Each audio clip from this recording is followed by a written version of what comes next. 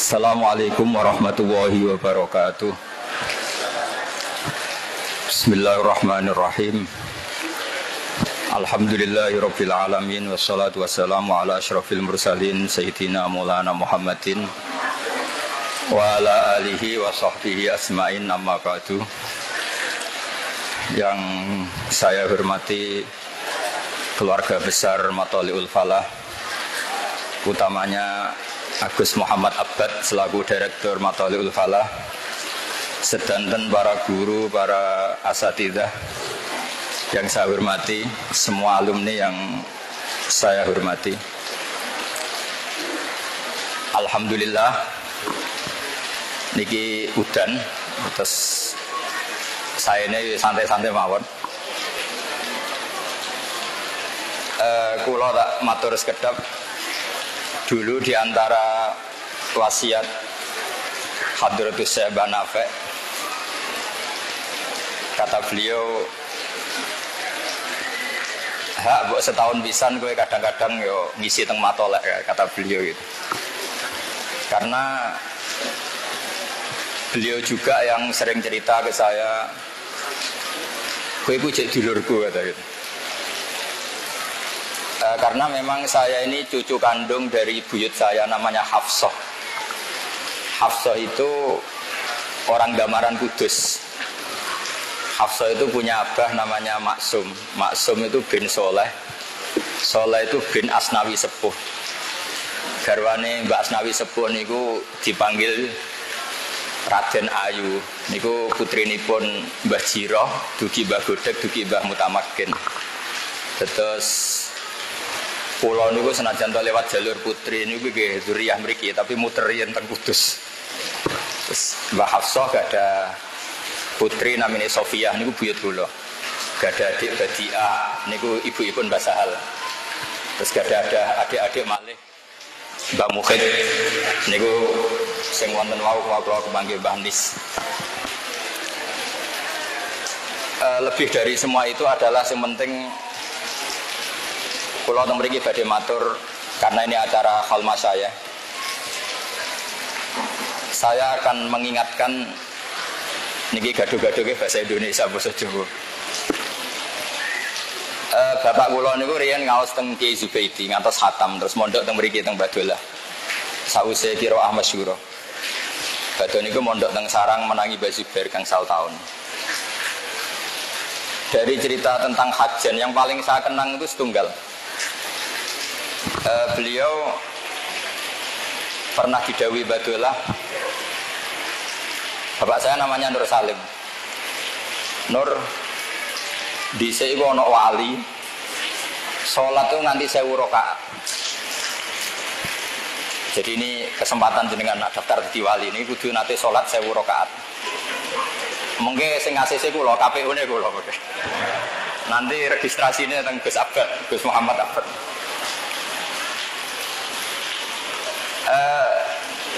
Kalau tangklet, kok kiat pak? Kata Badolah jawab gini, yo sakjane iku niate mau orang rokaat, terus saking syukurnya sama Allah, sholat lagi karena mensyukuri sudah sholat 2 rakaat.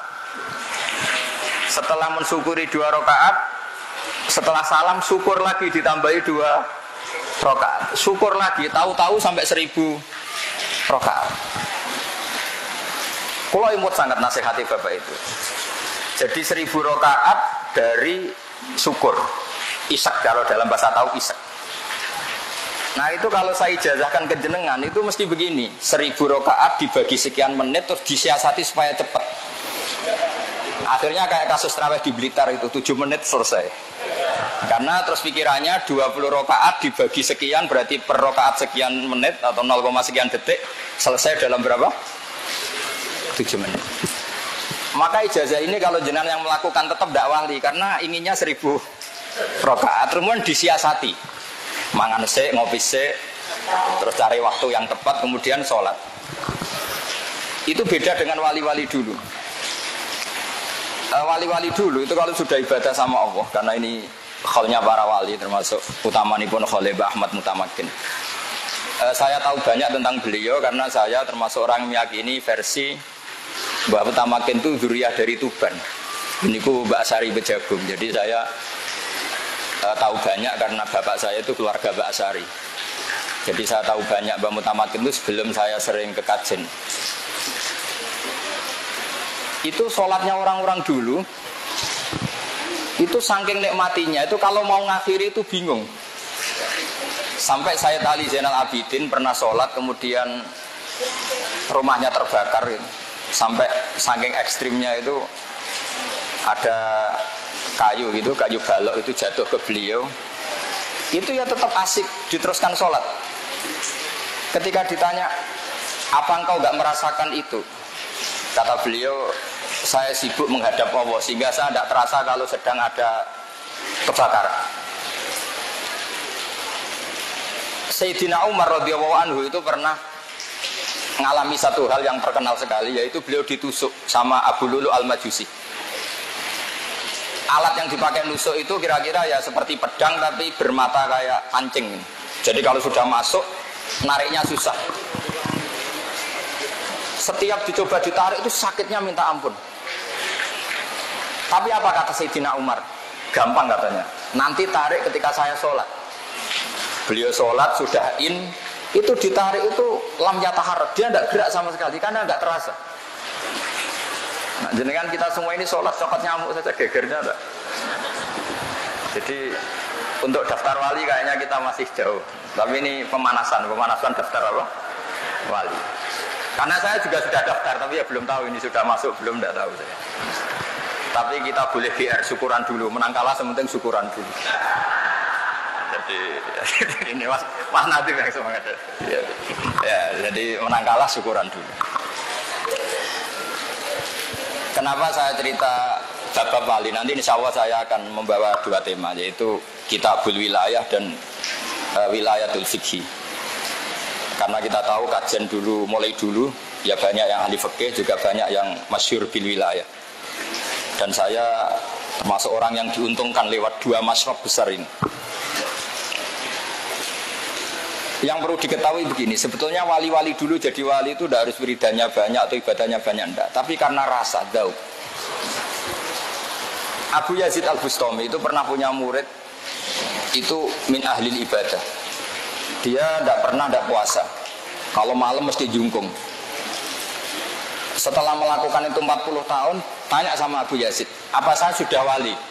Kata Abu Yazid, belum. Kok bisa ya? Saya memang belum mengalami kasuf, kata muridnya tadi. Ditanya, kenapa kok begitu? Kalau kamu mau saya ijazahi, nanti setelah itu pasti jadi wali. Terus, ya guru, padahal ini ngajinya 40 tahun, nggak puasa, nggak pernah qiyamul lail. Setelah dijazahi kata gurunya gini, tapi kamu tidak akan kuat katanya. Berapa? Satu saja, tapi kamu tidak akan kuat katanya. Ya cobalah guru, nanti saya coba. Terus kata si Abu Yazid gini, lucu ijazahnya. Kamu ke pasar, rambut kamu potong gundul ke pasar, kemudian kamu bawa beberapa makanan, terus perlombakan ke anak-anak kecil, siapa yang bisa banting kamu dikasih hadiah. Padahal dia besar, makanya terus si murid tadi bilang subhanallah. Abu Yazid malah marah. Kau luka subhanallah syirkun, kamu mengatakan subhanallah itu syirkun, syirik gitu. Padahal Abu Yazid tidak Wahabi, tapi ini bahasa dulu ya. Terus kata muridnya, kenapa? Li'annaka sabbahta nafsak wa adzamta nafsak. Karena kamu sebetulnya tidak pernah mensucikan Allah, tapi mensucikan diri kamu. Kamu merasa diri kamu itu tidak pantas melakukan itu. Terus kamu pura-pura soleh mengatakan subhanallah wa inna ma sabbahta nafsak. Kamu itu memuji diri kamu sendiri. Itu tidak pantas melakukan hal-hal seperti itu. Terus kata Abu Yazid Al-Bustami, ya gara-gara itu kamu tidak akan pernah jadi wali katanya. Artinya apa? Ternyata ibadahnya dia 40 tahun itu hanya ingin cari prestasi. Cari prestasi, ingin jadi wali, ingin jadi orang top. Artinya tidak karena Allah. Makanya ini penting ya. Mungkin ini ilmu yang sudah jarang dibicarakan, tapi kita akan ngomong terus betapa pentingnya ikhlas. Dulu Mbak Maksum Lasem itu dulu juga pernah ngaji di Mbak Maksum Damaran di buyut saya itu. Itu pernah pas pertama ngiyai itu amin wiridan, terus habis sholat wiridan. Terus ditanya sama temannya, Som, gue disini rata wiridan, saya wiridan. Perkara ini gue isen tuh didelok santri muakan, arah wiridan gak pantas. Terus kata beliau, iya pertama mergo isen, suwe-suwe lali. Lapas lali gue ikhlas. Makanya harus ada gerakan lali. Nah lali gue ikhlas. Makanya saya ini termasuk orang yang anti pidato umum, tapi ada pengecualian 2%, itu termasuk kajen sama kudus karena saya kalah sepuh. Jadi ini korban dibully ini sama Gus Mat sama keluarga kajen. Saya itu diundang pengajian umum jarang mau, termasuk diundang UIN beberapa kali saya juga gak mau. Karena saya memang tadi sudah daftar jadi wali tadi, meskipun saya tidak tahu keterima apa enggak. Tapi ini penting. Nah karena saya mulai kecil di sarang dan fikih saya fikih ala Bazuber, karena sampai sekarang saya juga ngajar mahali sama anak-anak sarang. Saya ingin daftar wali lewat jalur fikih. Nah ini yang perlu saya bicarakan panjang lebar. Ini lebih ringan. Dalam kitab usul fikih yang dikarang Zakaria Al-Ansori namanya Lubul Usul, kemudian disarai Basahal namanya Thariqatul Usul. Itu beliau mengutip Zakaria Al-Ansori, kemudian dibenarkan semua syurah, semua penyarahnya. Jadi wali itu gampang kata beliau. Yaitu ketika hukum fikih itu kan ada 5 kira-kira gitu ya, halal, haram, wajib, sunat, makruh. Makruh itu ikutkan mubah saja. Kata Syekh Zakaria Al-Ansori, beliau cerita begini, sebetulnya mubah itu tidak ada. Mubah itu tidak ada, karena yang dikatakan mubah itu boleh iya, boleh tidak. Jadi dilakukan ya gak dapat pahala, ditinggalkan juga gak mendapat apa? Dosa. Teori itu dikritik oleh beberapa ulama, alasannya ithma min mubahin illa wa yatahaqqaqu bihi tarku haramim ma. Fa'il jamu minasukun tarkul qatli wa minasukut tarkul hibah. Karena tidak ada sesuatu yang mubah kecuali saat itu pasti ada haram yang ditinggalkan. Orang tidur artinya dia tidak zina, tidak maling, tidak korupsi. Orang jagungan, misalnya saya guyon sama Mas Nadif, lumayan daripada dugem di kafe, mendingan jagungan sama Mas Nadif. Meskipun tadi ngomongnya saru-saru kata beliau tadi itu. Katanya tapi saru cara kiai tapi gak saru cara orang awam. Sehingga kiai-kiai itu setahu saya tuh ya sering jagungan. Mbah Mun sekenal saya ya jagungan terus. Saya dulu ya iskal. Mbah Mun kalau ketemu Mbah Sal ya guyon, gejol-gejolokan. Ini gak bisa dikatakan omongan yang tidak penting itu enggak. Karena dari keasikan itu ada sekian haram yang ditinggalkan. Jadi tidak ada sesuatu mubah dilakukan kecuali saat itu pasti meninggalkan keharaman. Terus diteruskan oleh beliau, watarkul haram wajibun, padahal meninggalkan haram itu wajib.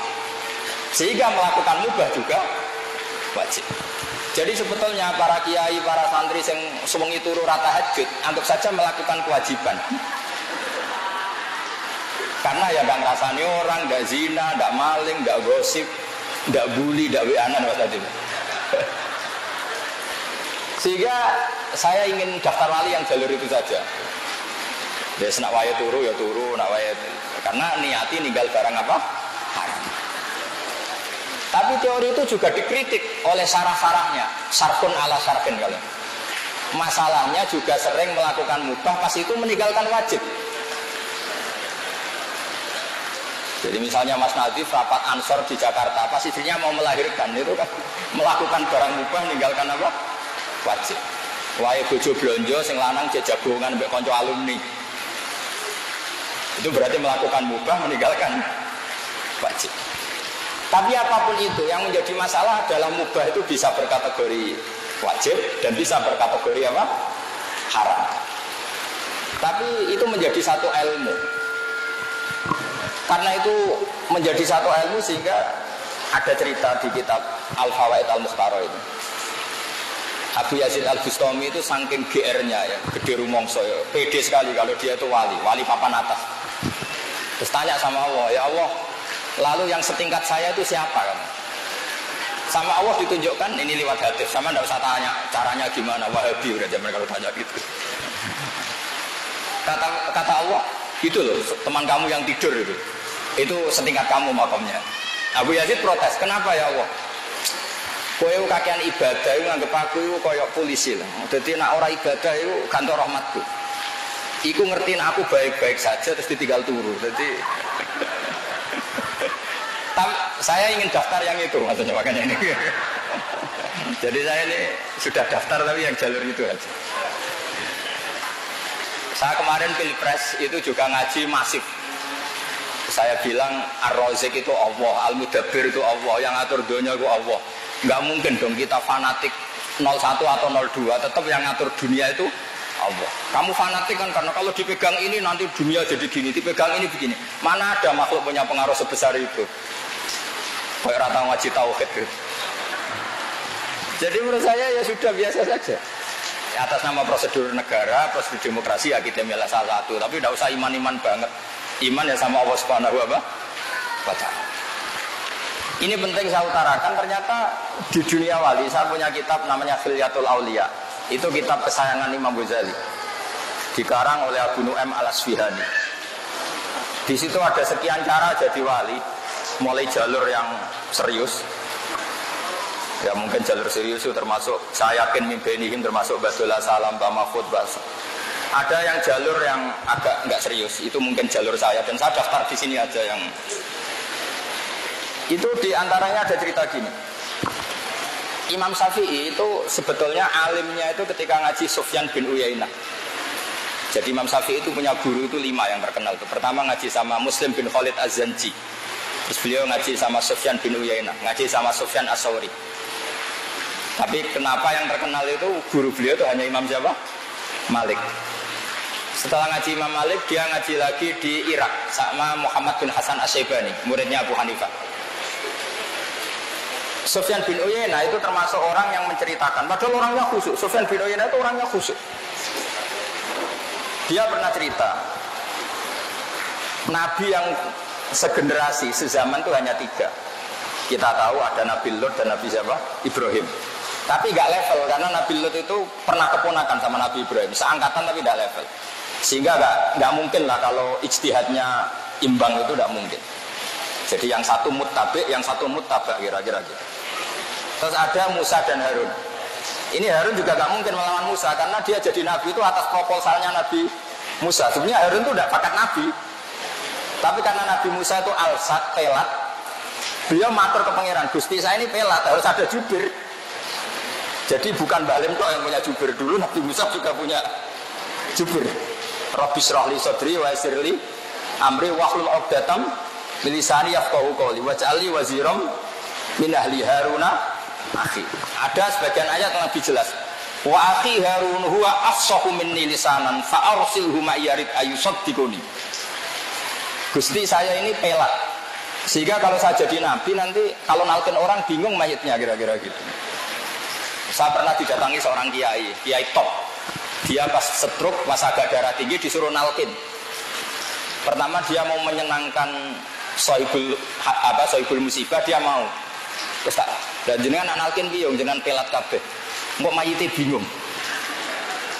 Sudah pelo terus. Bagus kalau donga mawon sakake mayite. Singkat cerita Nabi Musa dan Harun itu seangkatan, tapi Nabi Musa nggak mungkin dilawan Nabi Harun karena jadinya Nabi Harun itu karena proposal Nabi siapa? Musa. Ya kira-kira kalau Mas Nadif jadi menteri proposalnya Ma'ruf Amin kira-kira gitu. Enggak mau dia. Mau jadi wali aja. Ya jadi nanti tak daftarkan gitu. Tapi yang lewat tadi amatir saja yang amatir. Siap yang amatir aja. Dulu itu lawan debat saya. Dulu kalau musyawarah fikih, kajian wakilnya dia, wakilnya sarang saya. Karena saya hormat Mbak Sahal, dia kalau ngomong sekenanya tidak saya bantah. Makanya saya dendam sekarang ini ngomong saya pegang mic. Dulu gaya dia. Karena Mbak Dola terkenal wali, dia mantunya Mbak Nafek terus terkenal kalau mau jadi mantunya Mbak Nafek. Jadi saya keteror ini jadi menantu Mbak saya. Jadi terus ya sudah diam, dia ngomong sekenanya sudah sekenal. Nah, sekarang itu saatnya balas dendam. Terus kemudian ada nabi yang seangkatan yang memang kualitasnya sama, kedekatannya sama Allah sama, mazaya wal fadil, al-mazaya wal fadilnya juga sama, yaitu Isa dan Yahya. Nabi Isa kita tahu mulai kecil ya sudah bisa ngendikan wa yukallimun nasa fil mahdi apa? Wa kahla. Nabi Yahya juga kata Allah, ya Yahya khudil kitaba biquwwah wa atainal hukma sabiyya. Tapi apa yang terjadi? Karena seangkatan, selevel, sama-sama masih muda.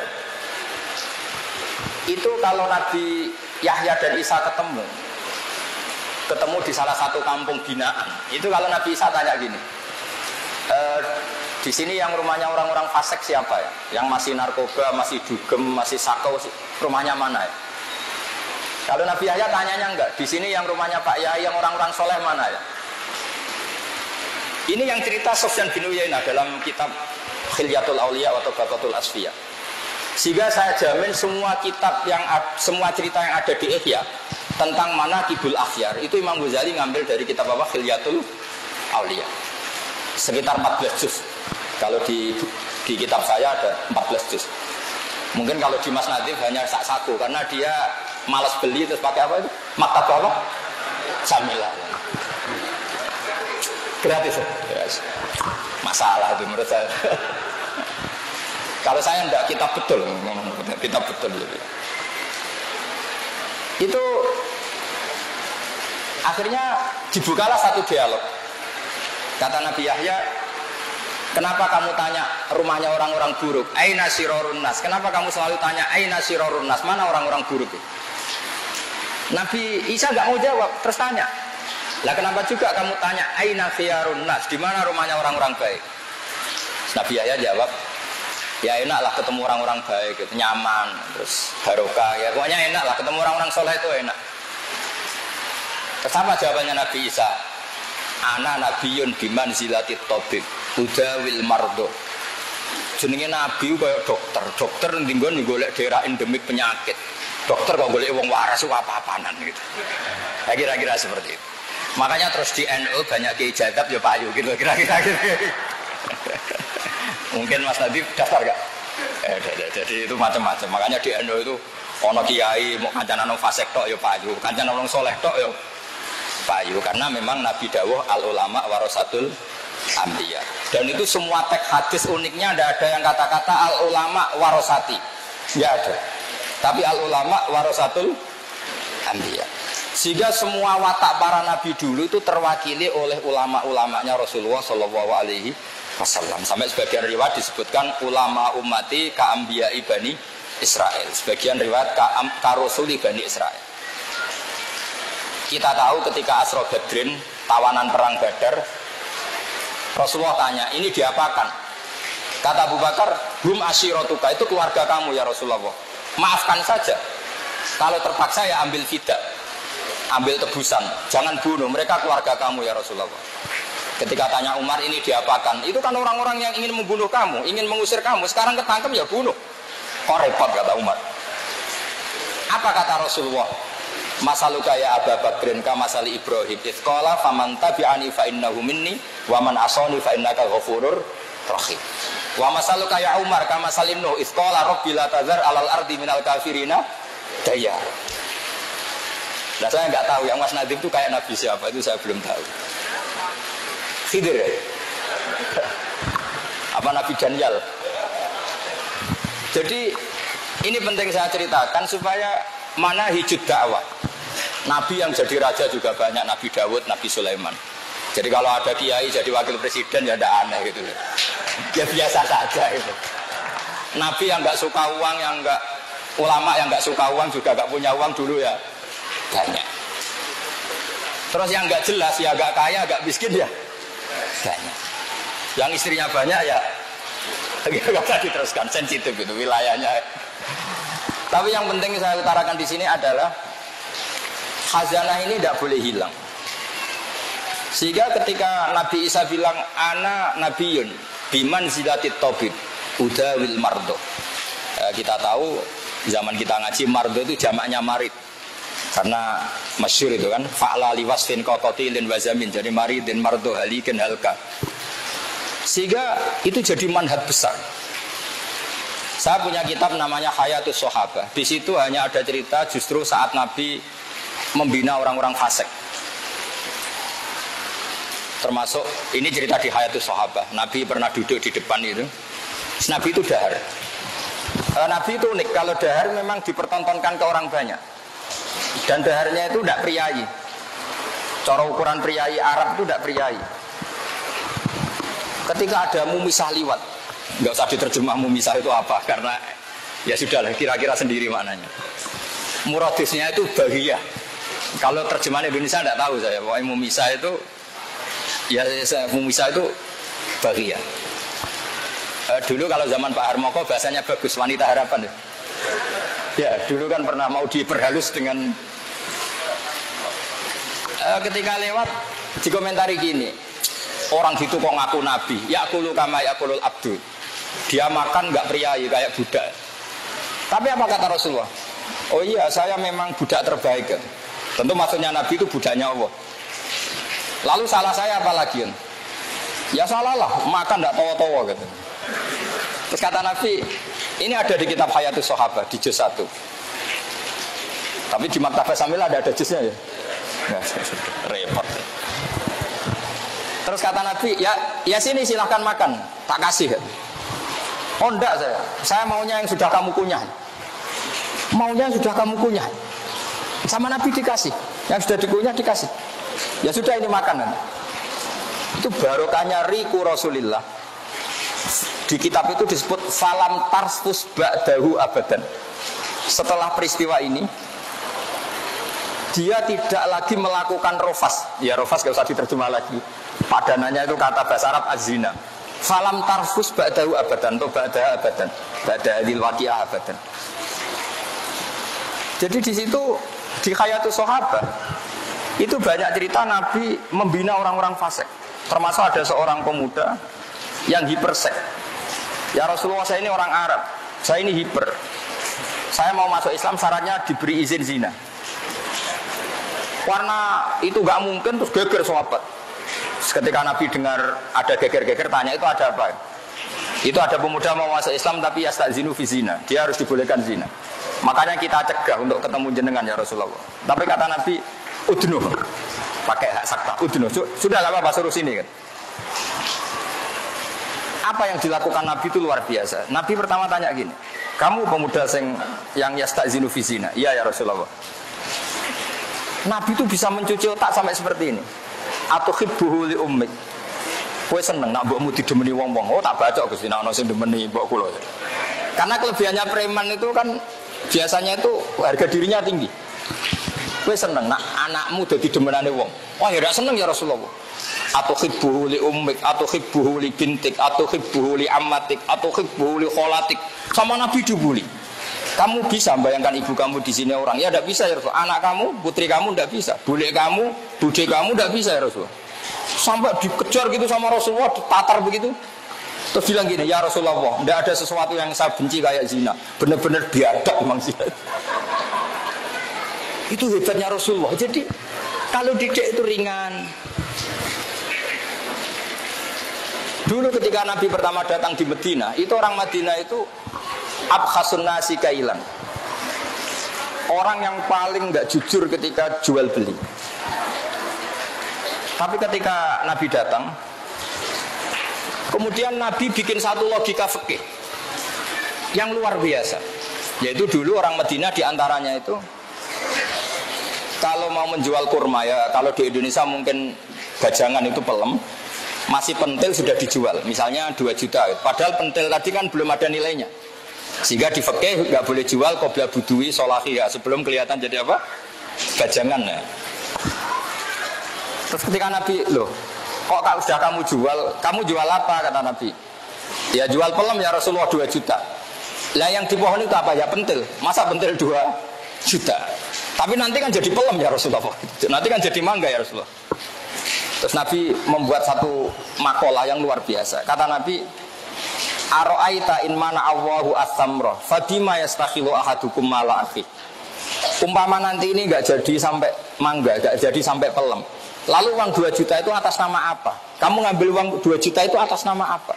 Katanya atas nama pelem, kan enggak jadi pelem karena kena angin. Iya ya Rasulullah, ternyata kita zalim. Semenjak itu orang Medina enggak ada yang seperti itu. Makanya di antara syarat seorang jadi nabi itu harus fatonah, punya kemampuan argumentatif.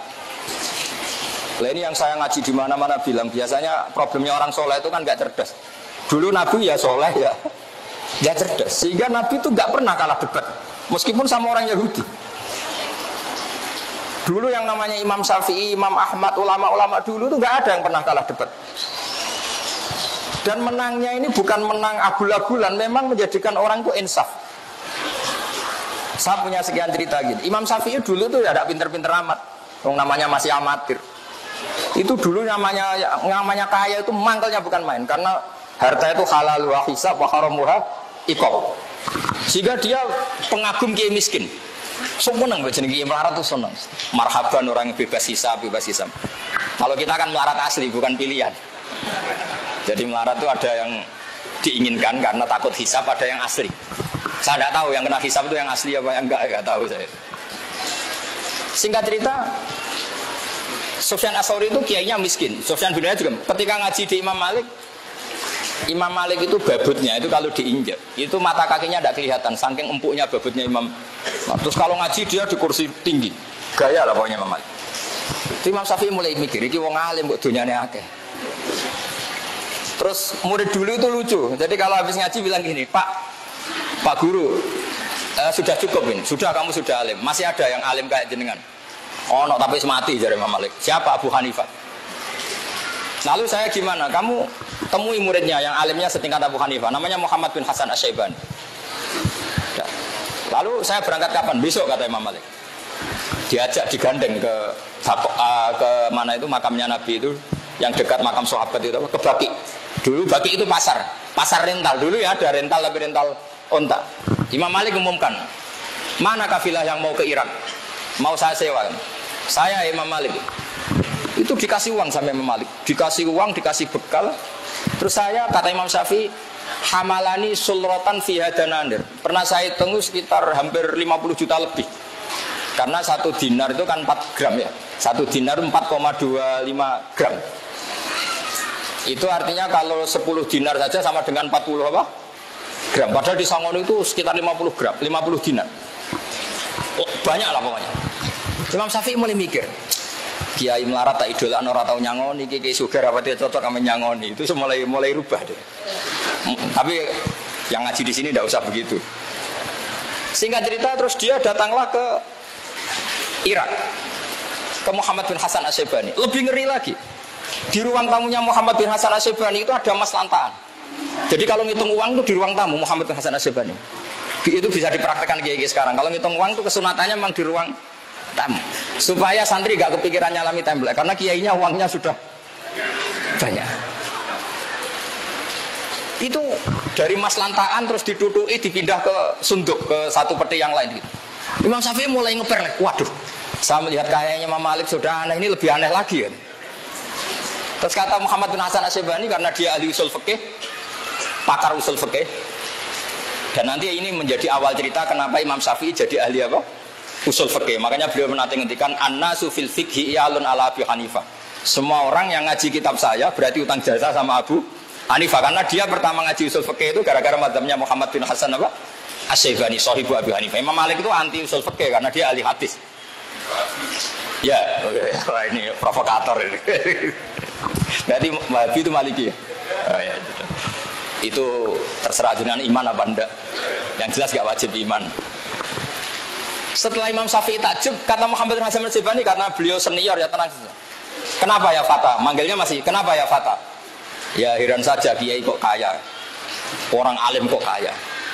Kamu heran? Iya. Ya sudah, tak kasihkan orang fasik. Ganti gue demenan, gue tombok. Ampun, nak digo fasik, digo zino, digo tombok.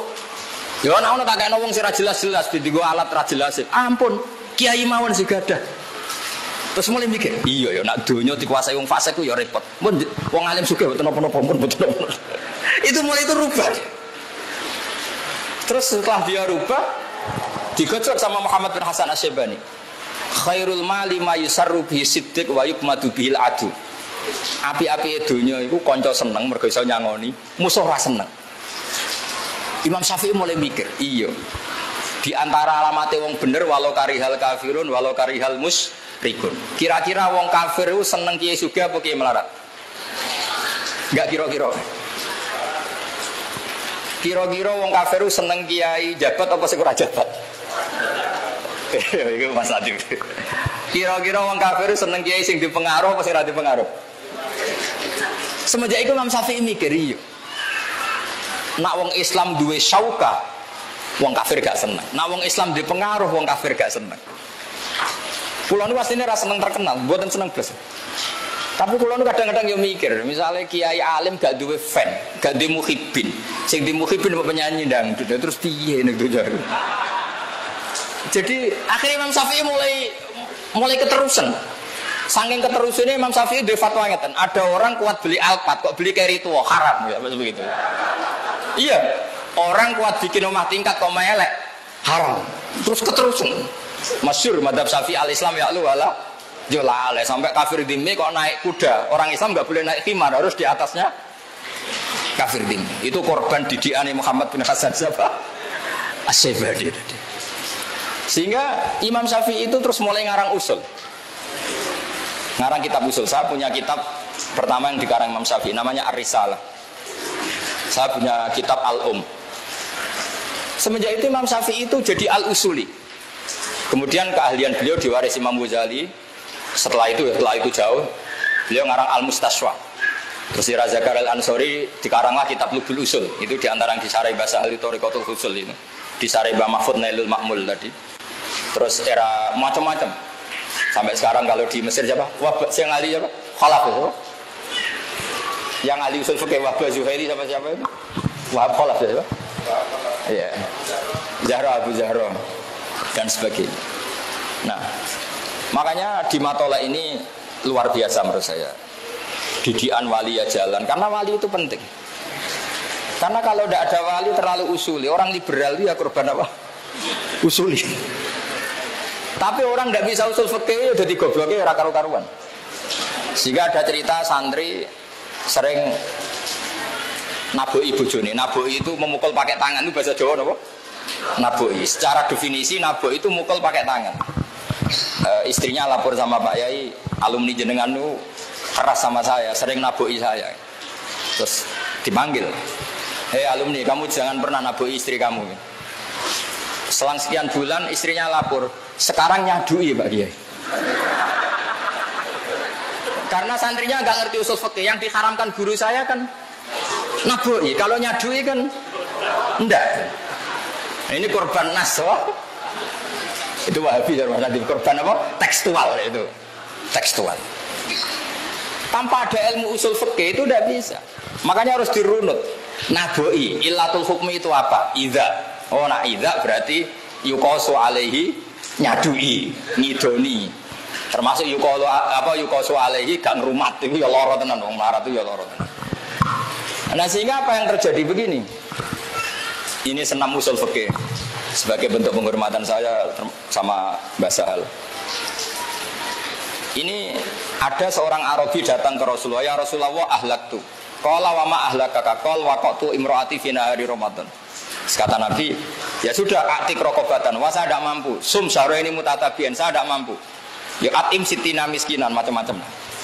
Ya Rasulullah saya ini kecelakaan. Kecelakaan apa? Saya bergaul intim sama istri saya fi nahari Ramadan.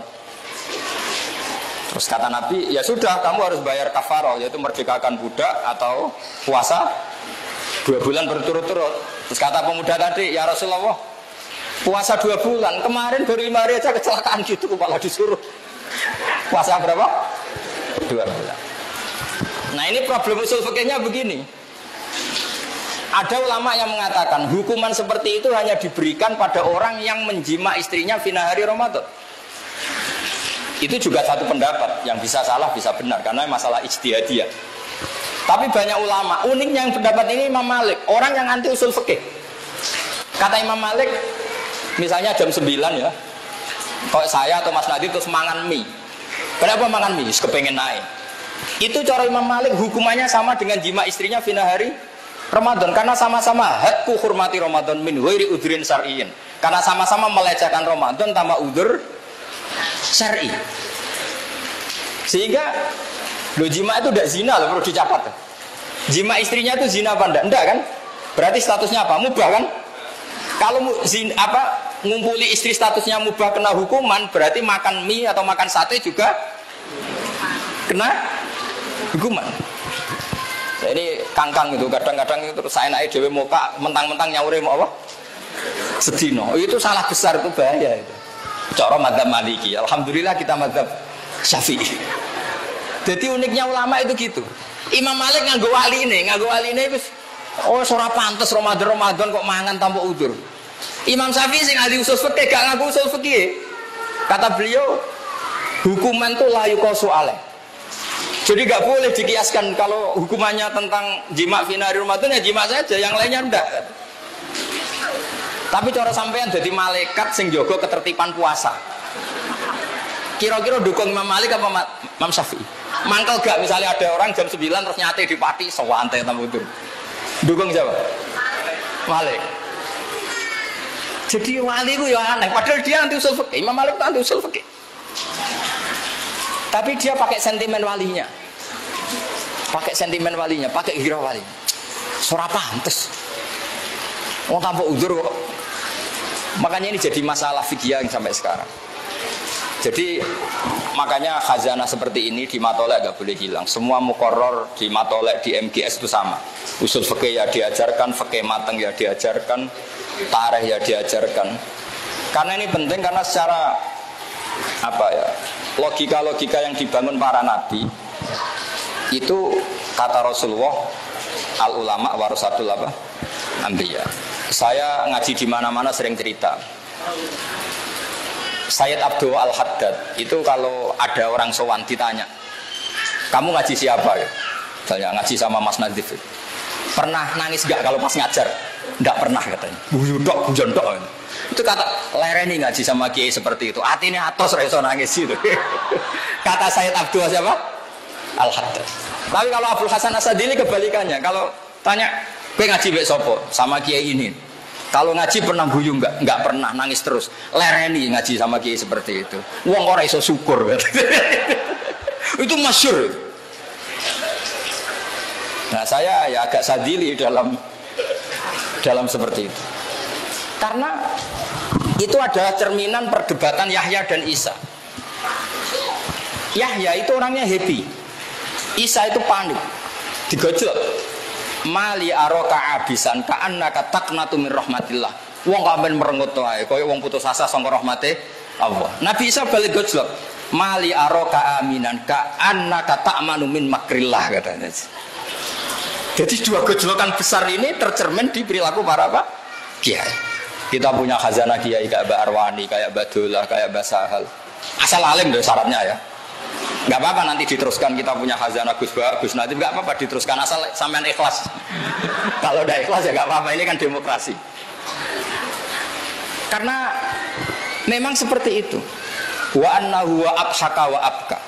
Orang bisa tertawa ya karena kehendak Allah, orang bisa nangis ya karena kehendak Allah. Tentu para wali ini yang tahu mana guyu sing diridani Allah, mana nangis sing diridani Allah. Jangan sampai terjadi ad-dohku fi mahalil buka, al-buka fi mahalil dohki. Karena ini pelecehan terhadap takzim haibatu jalalillah. Sehingga banyak orang jadi wali itu ya karena cerianya. Bapak saya itu gak guyon. Guru saya Mbah Mun ya gak pernah guyon. Pernah tak tanya, Pak kok sering guyon? Aku itu isin ambek pangeran. Sawangane ning bumi ini gak pati ikhlas. Lho nggih misalnya sampean punya tamu merengut kan kurang apane kan gitu kira-kira. Ono gaman di kiai merengut kurang suanane tapi kan terjadi repot gitu. Tapi nak guyon terus ngitung duit di ruang tamu, apalagi duit politik kan tumpuan deh. Oh itu santrinya salam template 50.000, yang mutarot duit tak kena tau ora. Kan terus jadi mantep, ora usah kiai ku duit akeh. Lah itu madhabe siapa? Muhammad bin Hasan Asy-Syaibani. Itu bisa ditiru. Jadi dia kalau ngitung emas, dulu uang itu kan pakai dinar, itu di kamar di ruang apa? Tamu. Ini penting saya utarakan sehingga kalau ada kiai-kiai yang suka syauka, suka pangkat, anggap saja semoga masuk walau karihal kafirun, walau karihal apa? Mujrim.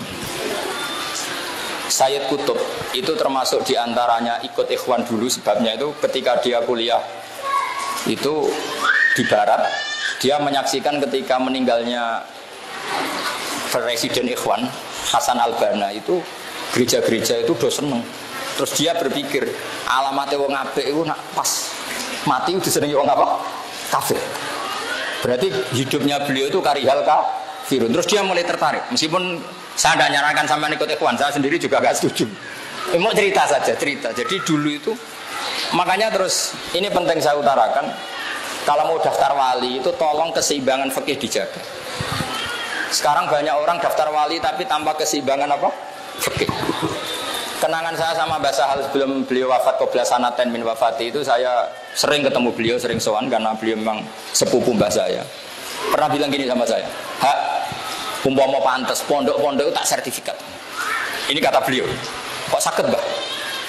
Ya anggere pondok-pondok sing kene gondrong ra iso ngaji jare diulang kali Joko iku ya NU. Terus terkenal wali sing mulang langsung kali Joko duwe unta kusuma yo NU. Engko kadang ya rapati salat iku ya afiliasine NU, apa tak sertifikat? Angger gak mulang takrib ora kiai kata beliau gitu. Aku bilang gini loh, jenengan kan Rais Am kan tinggal bikin pelaturan. Aku kiai ra pantes kata beliau gitu. Artinya gini, resiko tradisi NU itu kan macam-macam. Kata Mbak Mun gini, kalau kata Mbak Mun lebih ekstrim lagi. Wali ku ra iso ngaji ora, wali ngono-ngono iku ra iso ngaji. Dadi nak bodoni konangan. Ini kata Mbak Mun. Kok saged ya? Lah iya. Jumatan ning Indonesia 1:30 ditakoki, "Mbah kok ora Jumatan?" Aku wis Jumatan ning Mekah. Ada kata wis. Jumatan ning Mekah. Lah 1:30 ning Mekah jek 9:30. Sudah sijek turu kira-kira. Jadi ku wali amatir, bodoni tapi ra ilmiah. Lah yo 1:30 bar Jumatan takoki, "Mbah kok mboten Jumatan, Mbah?" Aku wis Jumatan ning Mekah, Dong. Kata-katane wis. Kira-kira 1:30 di Mekah jam berapa? 7:30 ya? Iku sudah sejak ngantuk. Tapi dia bilang, wis, mestinya nak wali ini rodok pelajar ini. Orang cong, engkau aku Jumatan yang Mekah, rodok maju. Tapi wis kadung keliru, munine wis. Mungkin enggak 1:30 wis Jumatan yang Mekah? Enggak mungkin kan, karena belum masuk waktu apa? Jumat. Karena kita terpaut berapa? 4 jam. Makanya ini penting saya utarakan sehingga tradisi hajian, karena dulu ya mas saya kajian banyak yang ngaji di sarang, juga beberapa mas saya sarang ngaji di kajian, karena mulai dulu adat kiai itu silang-silang. Makanya ini harus kita jaga, fikih ya kita jaga, ilmu wali ya kita jaga. Nah, nasihat kedua dari Badola yang dikenang bapak itu begini, Nur, jadi wong pilihannya mau loro tok, jadi wali itu sering ngurungokno radio. Zaman itu memang informasi itu radio. Artinya nak rawali kudu banyak apa informasi. Nak wali kan nganggo insting karena pakai kasufnya tadi. Makanya figur Imam Malik dan Imam Syafi'i ini jadi figur yang unik. Imam Syafi'i itu usuli, tapi kadang lebih usuli Imam Malik. Kayak tadi masalah hadku hormati Ramadan. Sampai nggak bisa bilang gini, wajar Gus dihukum seperti itu karena jima itu seru, maka hukumannya berat. Loh, ini jima istrinya statusnya kan mubah. Mubah apa enggak? Mubah, bahkan bisa saja sunat, bisa saja wajib kalau kamu takut zina. Kalau mubah kena hukuman berarti makan fina hari Ramadan yang min ghairi udhrin syar'iyyin juga harus kena hukuman. Jadi memang mazhab itu unik. Sehingga kita harus bangga dengan madzhabul arba'ah. Dulu saya pernah ditanya, Gus, kalau orang-orang kampung pakai batu bata, materinya dari najis gimana? Ya gak apa-apa kata saya. Itu di MUIN dikritik sampai gak boleh dipakai karena ma'jun bisirjin, kena teletong.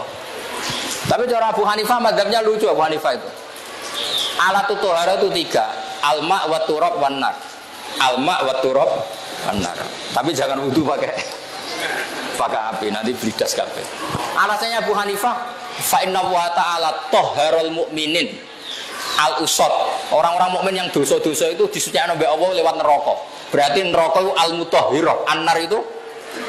Sehingga botol yang dari sirjin karena sudah dibakar hukumnya suci. Tapi jangan teruskan tadi ya, misalnya junub nggak dapat mak, dapat turab. Ya nggak usah diteruskan begitu. Ya untuk tadi untuk menghukumi sirjin saja Pak. Labina atau batu bata yang tercipta makjun apa? Bisirjin, bagat litong tadi. Jadi Madzhabul arba ini khazanah. Lagi-lagi setelah diteliti itu juga mirip-mirip apa yang dialami para nabi dulu. Makanya ulama warasatul anbiya. Jadi nabi-nabi dulu itu terwakili oleh ahwalnya para ulamanya Rasulullah Shallallahu Alaihi Wasallam. Bahkan termasuk min karomatil Ghazali adalah cerita ini ada di kitab Ithaf. Ada ulama besar itu mimpi Rasulullah ketemu Nabi Musa, ya hanya dengan Nabi Musa. Terus Rasulullah dengan gini, ulama umati keambia Bani Israel. Ulama umatku itu levelnya kayak nabi-nabi Bani Israel. Tentu Nabi Musa agak terima, masa iya? Yang bener aja ulama kok disamakan apa? Ambia. Saya tidak tahu ulama yang mu'i apa yang itu tidak tahu. Pokoknya ulama apa? Ulama yang bisa baca Wahab, Mu'in. Kata Mbah Mun itu kiai itu ada dua. Ada kiai ya kiai tenan, jabat tidak jabat di NU ya tetap kiai. Ada jabat karena dikiaikan karena jabat. Singkat cerita terus yang benar, iya kata Rasulullah. Dipanggillah Imam Ghazali. Kalau kamu nggak percaya tak beri contoh satu. Ini Manaqibul Ghazali. Dipanggil Imam Ghazali. Ini Nabi Musa kenalan. Kamu siapa namanya? Imam Ghazali ya najamnya. Ana Muhammad bin Muhammad bin Muhammad Al-Ghazali Atusi Asyafi. Namanya beliau kan Muhammadnya tiga. Ana Muhammad bin Muhammad bin Muhammad Al-Ghazali Atusi Asyafi. Saya Muhammad bin Muhammad bin Muhammad Al-Ghazali Asyafi Atusi. Terus kata Musa kecangkeman ya. Ditakoi jenenge panjang kan. Tapi kata Imam Ghazali, ya mendingan saya lah ditakoi jenengan makhluk jamnya saya panjang, lebih parah lagi jenengan. Kenapa? Sing takok pangeran kok jawabnya kepanjangan. Apa itu? Wa matil ka biyaminika ya Musa. Sing mbok gawa tangan-tanganem iku apa? Qala ya asaya atawakkau 'alaiha wa husyu biha ala ghanami wa liya fiha ma'ribu ukhra. Niku ora sopan. Wong sing takok ya alam sirra wa akhfa kok jawabe kepanjangan. Terus kata Nabi Musa, "Oke ya Rasulullah, ya yes, ngono lah gitu." Iya, pancen ulama pinter kira-kira gitu. Karena tadi jawab Imam Ghazali, ana Muhammad bin Muhammad Al-Ghazali Atusi Asy-Syafi'i, Mas. Ditakoki jeneng kok jawabnya kepanjangan. Ya lumayan kula timbang jenengan. Kok iso ya? Ketika Allah tanya jenengan, "Wa ma tilka biyaminika?" Ya seharusnya kan jawab tongkat Gusti. Tapi jawabnya kan qala ya asaya atawakkau 'alaiha wa ahusyu biha ala ghanami wa liya fiha ma'aribu ukhra. Semenjak itu Nabi Musa iso kelang aku. Yang lebih unik dari itu adalah Imam Nawawi itu delalah namanya itu Yahya. Syarafuddin Yahya. Digelari Abu Zakaria. Ku delalah ya ulama mulai cilik alim ya delalah rabi. Bukan karena gak payu, memang ditakdir gak rabi. Artinya mirip Nabi Yahya. Nabi Yahya itu kan ya alim mulai cilik gitu boten rabi. Umurnya genom kapundut, Imam Nawawi genom kapundut. Imam Nawawi kapundut 44. Makanya sedekah Rasulullah ketika ngendikan al ulama warasatul anbiya. Ini penting saya utarakan. Kemudian mungkin ini saya tidak bisa lama-lama selain sungkan ya, wedi ilmu nentek macam-macam lah. Yang jelas kalau buatan biasa aja sambutan lama-lama ini. Yang terakhir mungkin saya mau cerita tentang metode tafsir karena ini ilmu yang saya tekuni. Saya mohon alumni-alumni di Matolek jangan bosan mengikuti manhajut tafsir. Karena kalau kita tidak nekuni, nanti orang lain yang ngambil. Di antara saya 2 April kemarin ketemu Pak Quraisy, beliau termasuk keluhannya banyak orang nafsirkan Quran padahal tidak ahlinya, maka Pak Baha harus mau tampil. Padahal saya termasuk orang yang suka humul, suka uzlah. Begini misalnya, ini metode yang mungkin gampang ya. Paling gampang menafsirkan Quran selain pakai perangkat tafsir Jalalain, tafsir Munir dan beberapa tafsir sing mudawan kayak Tobari, kayak Qurtubi. Pakailah tafsir ala wali. Wali itu kalau nafsiri Quran itu unik Mas Nadif. Jadi kalau saya kan mulai kecil ya belajar, tapi pakai tafsir formal. Kalau wali itu lucu, kalau nafsirkan ayat itu lucu. Jadi misalnya gini. Misalnya innama amwalukum wa auladukum fitnah gitu misalnya. Hartamu dan anak-anak kamu itu fitnah. Terus nangis. Nangis ya Allah nastaziduhu minha. Wong fitnah kok tak tambahi. Artinya nangis itu wong donya aku fitnah kok aku nambahi donya terus, berarti nambahi fitnah. Terus ada wali yang lain lagi marat, maca ayat wa anfiku mimma razaqnakum, nangis dia. Ya Allah cek melarati aku, jenengan perintah anfiku kula kok yunfaku kira-kira gitu. Jadi wali itu lucu. Jadi kalau dia baca Quran itu unik. Makanya kata Imam Ghazali, fakan min muallifin tafasira katsira mujalladatin la yafhamul Quran mislama fahimahu ahlu. Banyak pengarang tafsir berjilid-jilid tapi tidak bisa memahami Quran kayak mahamnya wali. Wali itu unik. Abu Yazid Al-Bustami itu ketika muridnya baca wasiqal ladzina taqarrabahum lal jannati zumara, nangis. Orang-orang baik itu digiring menuju surga. Dia nangis, nangis. Muridnya kan iskal, ini cerita surga kok dia nangis. Terus kata beliau, wah khaibah wa hasrota, celaka betul orang itu. Ketika muridnya tanya, lho mbah niku tentang wong digiring ning swarga kok jenengan nangis. Lho nang ndi wae kok nganti digiring, kluyuran nang ndi wae kok nganti digiring. Makanya kalau di kitab hikam itu ajiba rabbuka min qaumin yusaquna ilal jannah bis salasin. Wong dijak apik kok ngenteni bis salasil apa? Makanya enggak usah diterjemah, ini kan alim semua sudah gitu aja. Jadi kalau saya terjemah terus ini tahkir ya, makanya ini sering bahasa Arab saya. Terus muridnya ya rada orang ngajar takok. Lah lalu jenengan teng pundi? Lho pas iku aku jejer pangeran dadi ra melok digiring-giring ngono iku itu. Terus dia baca innal muttaqina fi jannati wa nar fi maq'adi sidqin 'inda malikim muqtadir. Aku masih wis jejer digiring keluyuran ning ndi wae kok nganti. Jadi wali itu lucu. Dia enggak ngerti. Abu Yazid aku yakin ora tau ngaji etkon ra ngarep. Pemenang ngaji kitab takbir, pemenang ngaji ning Solo gak arah, tahu kira-kira sudah kira-kira gitu. Soalnya tahu ngaji ya gitu kayak, dia tahu kursus ya. Tapi zauknya salin. Sehingga kitab hikam itu menafsirkan Quran nganggo jalur wali. Kita tahu hikam itu muridnya Abdul Abbas Al-Mursi, muridnya Abu Yazid apa? Al-Bustami. Itu kalau nafsirkan Quran itu unik. Dan kita harus mendengar itu. Misalnya ketika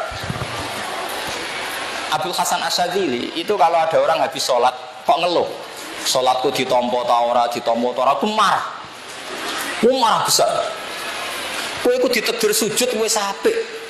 Sujud kok getun, bocah kok eleke ngono, kira-kira gitu.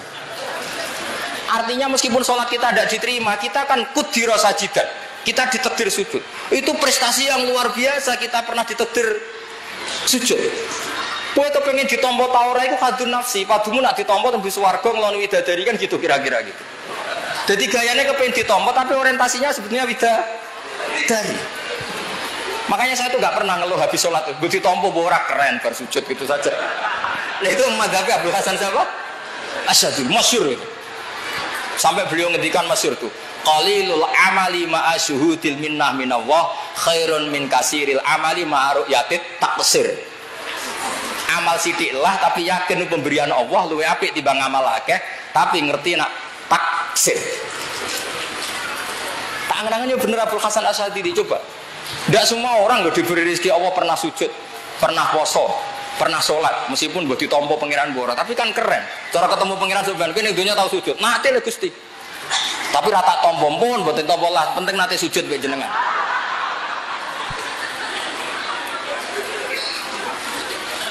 Makanya masyhur, nah itu oleh hikam diulang-ulang. Kafal amilina jazaan an rodiyakalaka ahlon diulang-ulang. Cukup kamu sebagai orang pernah sholat, pernah saum, yang penting kowe ditakdir nglakoni. Iki rasa bakas ditompo ta ora. Ditakdir pernah melakukan itu satu hal yang luar biasa. Kok ndak keren gimana? Kita pernah ngaji Wahab, ngaji Jalalain, khatam matolek, keren. Dadi kiai ta ora wis ra penting. Sementing nek ana hadis thalabul ilmi fardhatun, pon tamat matolek. Wes, golek ilmu fardhu ain, pon ate ra munggah barang kula. Tadi sakake aman. Kula mulang nggih ngoten, kula ya ora roh ikhlas ta ora ya ora roh. Sementing nek ana hadis wong wajib mulang. Pun nate Gusti bolak-balik kula mulang. Nah ini yang terakhir saya tutup kenangannya Mbak Nafek. Dulu Mbak Nafek itu madu di sarang disuruh ngajar, sama Batullah disuruh boyong. Wong kon golek ilmu malah kon mulang gitu kata. Tapi uniknya Batullah ketika beliau sudah di dalam akhirnya Mbak Nafek itu disuruh ngajar. Ketika ya ada kiai lain yang nasihati, kula tapi wedi salah. Jawab kiai tadi, wedi salah koyok nabi wae. Orang Nabi salah biasa. Ini penting. Jadi sebetulnya orang nggak mulang takut salah itu keangkuhan. Berarti dia ingin ila darajatin nubuwah. Mulane kalau mulang tuh putih pede salah Allah orang Nabi wae. Nah itu madhabnya Abdul Hasan apa? Asyadzili. Jadi ini penting sekali. Jadi ya sudah pokoknya seperti itu ya. Saya mohon maaf. Assalamualaikum warahmatullahi wabarakatuh.